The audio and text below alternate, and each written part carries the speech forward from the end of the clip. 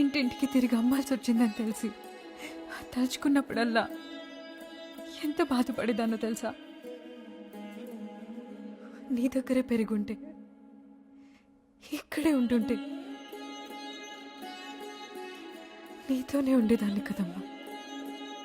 లోకంలో తల్లి నుంచి బిడ్డని వేరు చేస్తే వచ్చే పాపం మరొకట్లేదు.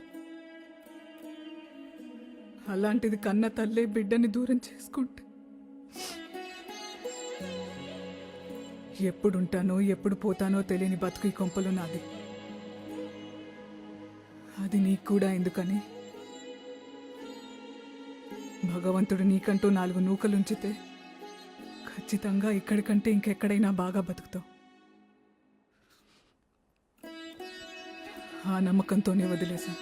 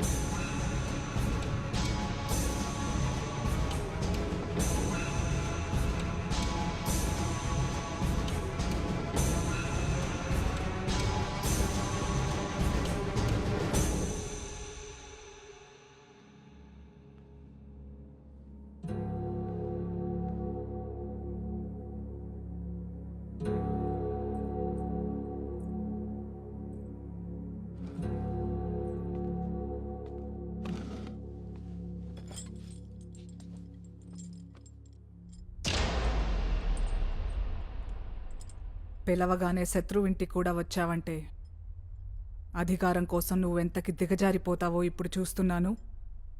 ఒకప్పుడు కూడా చూశాను.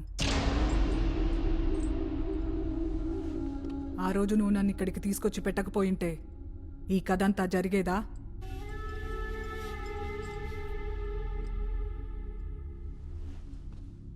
అధికారం చేతులు మారకుండా ఉండాలని, అదెప్పుడు నీ దగ్గరే ఉండాలని నిన్న ఇన్ఛార్జ్ని కలిసావంట.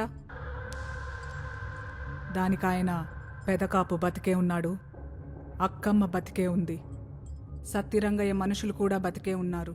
నీ కొడుకు చచ్చిన రోజునే నువ్వు చచ్చావు. ఇంకా నీలో దమ్ముందంటే, ఆళ్లతో పోటీ ఉండకూడదు అనుకుంటే ఆళ్లందర్నీ చంపి కనిపించన్నాడంట. అయినా ఇక్కడికొచ్చావంటే కుదిరితే నన్ను కూడా చంపెళ్ళిపోదామనేగా. అప్పుడు ఆ రోజు సత్తిరంగయ్యను పెదకాపే చంపాడనుకున్నాను. కానీ దాని వెనకాల నువ్వున్నావని తెలిసింది. ఇప్పుడు నన్ను చంపడం పెద్ద విషయమేమీ కాదు. ఆ రోజు కోసమే నువ్వు ఎదురు చూస్తున్నావని తెలుసు. దానికంటే ముందే నువ్వు నన్ను పిలుస్తావని కూడా తెలుసు. అందుకనే వచ్చాను. చావు గురించి నాకు కొత్తగా చెప్తున్నావా? చిని అమ్మ, బతుకున్నంతకాలం ఇద్దరు చావుల గురించే ఆలోచించారు. ఎవడెంత గొప్పగా చేస్తాడా అని జనాన్ని పక్కనెట్టేశారు. ఇప్పుడు చెప్తున్నాను, నీ అంతట నువ్వే తప్పుకుని పెదకాపుకి దారిస్తావా, లేదా సత్తిరంగయ్యలా తుడుచుకుపోతావా? అంటే సత్తిరంగయ్యను చంపింది నన్ను చంపింది ఒక్కటేనా? నా కొడుకేదో సిన్నోడు కాబట్టి అన్ని చంపారు. నా మీద చెయ్యేసే ధైర్యం ఉందా?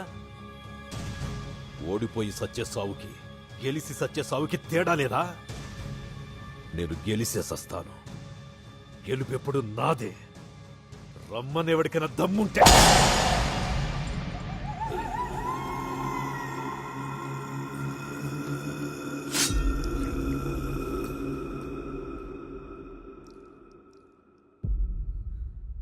పదిహేను సంవత్సరాలుగా మా నాన్న నలిగిన నలుగుడికి ఈ నా కొడుకే కారణం.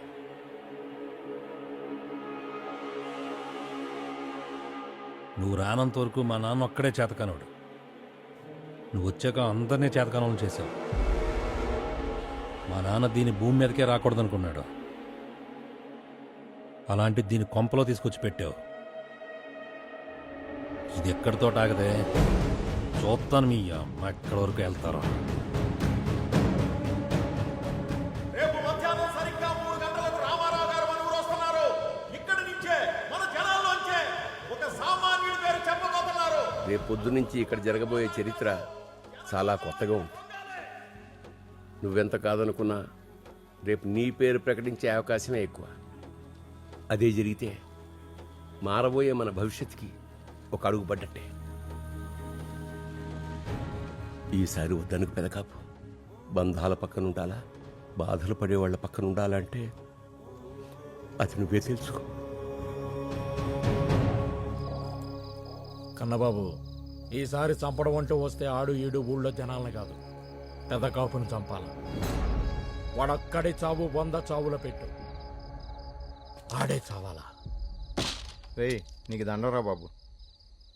ఈ నా కొడుకు ఆ రోజు అందరిని వేలెట్టి చూపించి మొత్తం లోకు చేసేసాడు. అప్పుడు మనం ఏం చేసాం? ఆ లేలాగాన్ని తీసుకొచ్చి కొట్టాం. ఆడిని మాయం చేయిస్తాం. ఆ దెబ్బకి పెద్ద కాపుగాడు వచ్చి సత్రంగా తల నరికేశాడు. చెల్లుకు చెల్లు. కానీ తెల్లారితే రాజకీయాలు అన్నీ మారిపోతున్నాయి. ముందు నా కొడుకుని దూరం పెట్టు. ఆల్లోడని తెలిసినా ఇప్పుడు దాకా ప్రెస్టేజ్ కోసం మేపుకుంటూ వచ్చాం. ఇదిగో 4 కాళ్ళకేదో అవకాశం వచ్చింది. ఇంకా మనకు వద్దురా బాబు, ఇచ్చేద్దాం. నువ్వా లేవలేవు, మేమా పేనాలు దక్కించుకోలేం. రే ఇటు చూడరా, నువ్వు నా సొంత బాబాయ్ కొడుకురా. వద్దురా బాబోయ్, మనకి రత్తాలు పౌరుషాలు ప్రెస్టేజ్లు మనకొద్దురా. ఇవన్నీ మనకి తెలియ బేరాలు కాదురా బాబు. చెప్పరా ఆడికి. మొత్తం అందరూ కలిసి సావిలా ఉన్నారు కలరా మీరు అందరూ కలిసి. అన్నాలరా బాబు.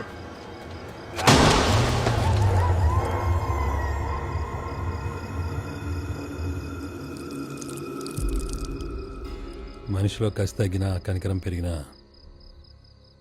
ఆడు మనోడైనా పరాయోడైనా పెదకాపు కౌరు పెట్టు.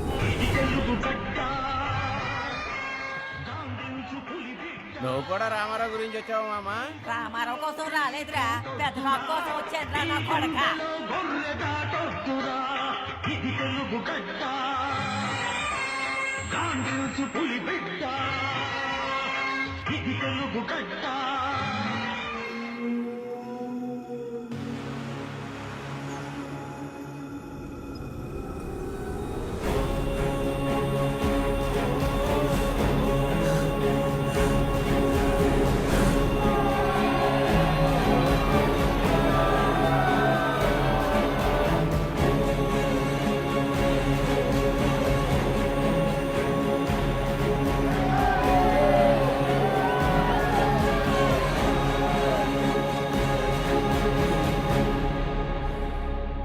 మా అమ్మ చెప్పింది ఇక్కడతో వదిలేయమని.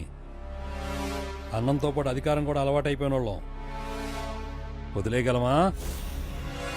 అధికారం అనేది కనీసం ఆలోచనలో కూడా రాని నీలాంటి ఎవడెవడనో పెట్టి ఏదేదో చేద్దామనుకుంటే చూస్తా ఊరుకుంటావా? అది మార్పు అంటావా, పోయే కాలం అంటావా? మీ అన్నయ్య జైల్లో కనపడిన కానించి ఎవడెవడో ఏదేదో అనుకుంటున్నాడు. ఆని దాచింది నేనే.